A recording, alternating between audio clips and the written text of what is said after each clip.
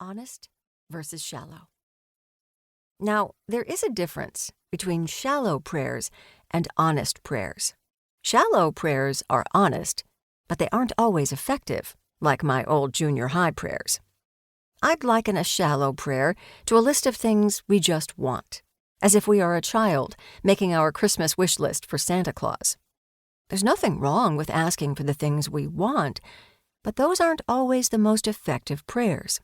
Because, as James chapter 4, verse 3 says, "When you ask, you do not receive, because you ask with wrong motives, that you may spend what you get on your pleasures." An honest prayer is one in which you are willing to sound stupid, say the wrong thing, or admit things out loud that might be embarrassing for someone to hear. When we try and dress up our prayers, we aren't fooling God. More often than not, we are fooling ourselves. The goals of this book. Julie and I have a few different goals for this book. One goal is for these prayers to give you permission to say things to God that you haven't said before. Many prayers were intentionally crafted to express the raw emotion that can accompany motherhood. But raw emotion alone is not always helpful. If we end up there, we haven't done our job. Our other goal in crafting honest prayers is to model what it looks like to renew our minds, Romans chapter 12, verse 2, especially by focusing on gratitude. What I've discovered in my years of walking with the Lord is that something profound happens when I can get out of all the yuck, the honest part, and then refocus my thoughts on biblical truth, the renewing part. It's a great recipe for a heart that God can mold. Our third goal was to make this book a truly communal experience. While Julie and I wrote many of the prayers, we have contributions from Mama Bears from all walks of life and stages of motherhood. We have prayers in here from official Mama Bears who were on our launch team, and even friends and family who made unique contributions. We have prayers from single Mama Bears, adoptive Mama Bears, blended family Mama Bears, and grand Mama Bears. I wanted the prayers to be anonymous, so each person would have the freedom to be personal and specific without having to worry who would listen to the prayer. And though Julie and I edited the prayers to have a cohesive tone, the voices behind them are many, because we are better together.